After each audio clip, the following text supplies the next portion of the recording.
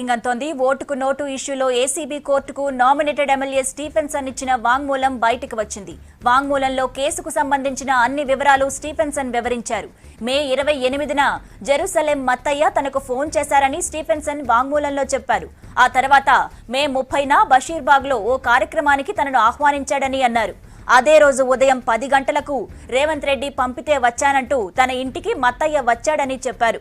MLC ఎన్నికల్లో దూరంగా ఉండాలని మత్తయ్య 2 కోట్లు ఆఫర్ చేశాడని చెప్పారు. విదేశాలకు వెళ్లేందుకు టికెట్ కూడా ఇస్తానన్నాడని చెప్పారు.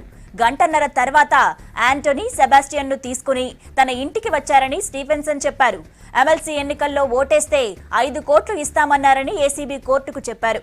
ఇక ఆ తర్వాత విషయం ఏసీబీకి డీజీపీకి వివరించారని స్టీఫెన్సన్ కోర్టుకు తెలిపారు.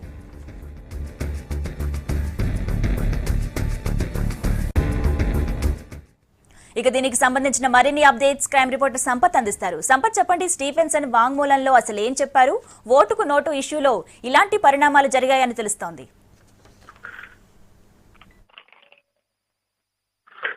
గీతాంజలి, మొత్తానికి ఓటుకు 5 కోట్ల కేసుకు సంబంధించిన వ్యవహారంలో 164 స్టేట్మెంట్ కింద నాంపల్లి థర్డ్ మెట్రోపాలిటన్ కోర్టులో స్టీఫెన్సన్ ఇచ్చినటువంటి వాంగ్మూలానికి సంబంధించి కొన్ని విషయాలు బయటకు వచ్చాయి. దాంట్లో స్పష్టంగా, ఎందుకంటే ఇప్పటికే గతంలోనే 28వ తేదీన ఫిర్యాదు చేసిన అంశాన్ని కూడా అక్కడ లేవనెత్తారు. కాబట్టి ఒకసారి పోలీసుల దగ్గర ఫిర్యాదు చేసిన తర్వాత మరోసారి నాంపల్లి మెట్రోపాలిటన్ కోర్టులో దీనికి సంబంధించి స్టేట్మెంట్ రికార్డ్ చేశారు. స్టేట్మెంట్ రికార్డ్ చేసిన తర్వాత ఉన్నటువంటి కాపీని ఏసీబీ అధికారులకి అలాగే ఏసీబీ కోర్టుకి పంపించారు. దానికి సంబంధించిన కొన్ని విషయాలు బయటకు వచ్చాయి. అందులో స్పష్టంగా ఈ ఎమ్మెల్సీ సంబంధించినటువంటి ఎన్నికల నేపథ్యంలో టీడీపీ పార్టీ అలాగే దాంట్లో ఉన్నటువంటి రేవంత్ రెడ్డి కీ రోల్ గా పోషిస్తూ తనతో డీలింగ్ చేసిన వ్యవహారాన్ని పూసగుచ్చినట్టుగా తాను వాంగ్మూలంలో ఇచ్చినట్టుగా స్పష్టమైంది.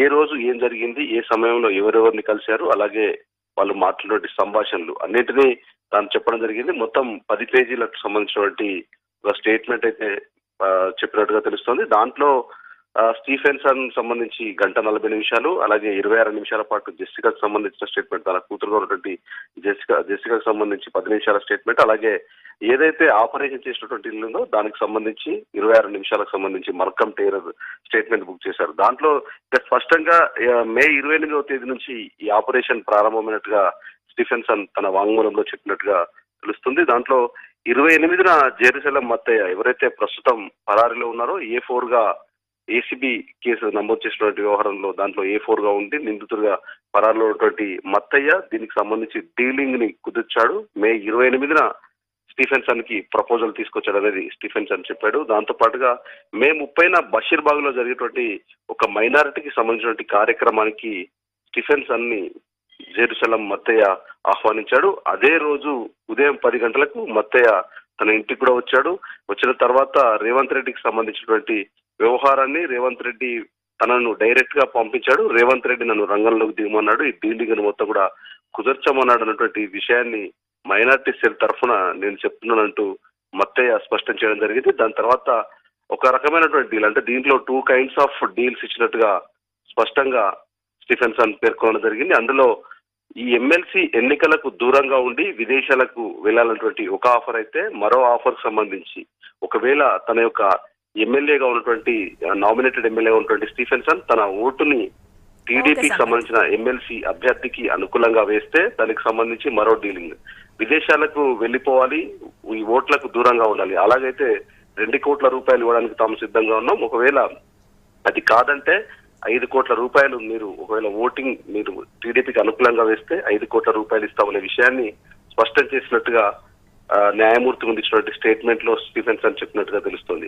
మొత్తానికి 2 రకాల ఆఫర్లు ఇచ్చారు. దాని తర్వాత స్టీఫెన్సన్ ముందుగానే ఈ ఇన్ఫర్మేషన్ సంబంధించినటువంటి పూర్తి స్థాయిలో ట్రాప్ చేస్తున్నాడు కనుక 30వ తేదీన డైరెక్ట్ గా మొత్తం ఏసీబీ అధికారులకు ఫిర్యాదు చేశారు. దాంట్లో రాష్ట్ర డీజీపీ అనురాగ్ శర్మ అలాగే ఏసీబీ డీజీ ఏకే కాంత్ కి ఫిర్యాదు చేశారు. ఏసీబీ డీజీ ఏకే కాంత్ ఇచ్చినటువంటి డైరెక్షన్స్ మేరకు ఏసీబీ డిఎస్పీగా ఉన్నటువంటి ఈ ఆపరేషన్ మొత్తం కూడా చేసినటువంటి ఏసీబీ డిఎస్పీ 1 అశోక్ కుమార్ కు హైదరాబాద్ చెందినటువంటి డిఎస్పీకి దీన్ని ట్రాన్స్ఫర్ చేశారు. ఫిర్యాదును మొత్తం కూడా లిఖిత పూర్వకంగా రాసిన తర్వాత ఏసీబీ అధికారులు రంగంలోకి దిగినట్టు చెప్తున్నారు. ఈ రికార్డింగ్ సంబంధించి ప్రక్రియ మొత్తం కూడా రూమ్ లో జరిగినటువంటి వ్యవహారానికి సంబంధించి, ఎందుకంటే ఈ డీలింగ్ సంబంధించి కేవలం మాటల్లోనే మాట్లాడుకున్నారు. తర్వాత చంద్రబాబు నాయుడుని నేరుగా కలవాలంటూ మత్తయ్య ఆఫర్ ఇచ్చినప్పటికీ తాను కలవడానికి సిద్ధంగా లేను, రేవంత్ రెడ్డిని వస్తే గనక తాను సిద్ధంగా ఉన్నట్టుగా స్టీఫెన్సన్ చెప్పినట్టుగా తెలుస్తోంది. ఏసీబీ అధికారులు ఇచ్చినటువంటి డైరెక్షన్ ప్రకారమే ఇక్కడ ఎక్కడైతే దీనికి సంబంధించి ఆపరేషన్ జరిగినటువంటి లాలాగూడలోని అపార్ట్మెంట్ లో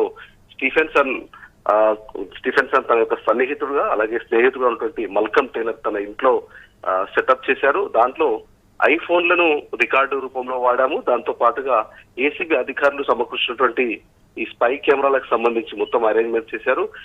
దాంట్లో స్పష్టంగా రేవంత్ రెడ్డి మాట్లాడడం జరిగింది. దాంట్లో బాస్ తో అవసరమైతే చంద్రబాబు నాయుడుతో తాము మాట్లాడించడానికి సిద్ధంగా ఉన్నాం, రానున్న కాలంలో తాను రాజకీయాలకు కీలకంగా ఉంటున్న విషయాలు అంటే ఏవైతే రికార్డు రూపంలో బయటకు వచ్చాయో వాటన్నిటి కూడా తాను స్పష్టంగా ఉండి ప్రత్యక్షంగా చూసినటువంటి విషయాన్ని స్పష్టం చేశారు. చంద్రబాబు నాయుడు మాట్లాడినటువంటి మాటల్ని అలాగే తాను ఇచ్చినటువంటి వాగ్దానాన్ని కూడా మొత్తానికి స్టేట్మెంట్ రూపంలో అయితే ఇచ్చినట్టుగా తెలుస్తుంది. ఏదేమైనా ఒకవైపు ఆధారాలు దీనికి సంబంధించి ఆధారాలు ఉన్నప్పటికీ దానికి బలం చేకూర్చే విధంగా ఉన్నటువంటి ప్రస్తుతం 164 స్టేట్మెంట్ కి ఇచ్చినటువంటి స్టీఫెన్సన్ యొక్క వాంగ్మూలం అయితే చాలా బలంగా మారినట్టు తెలుస్తుంది.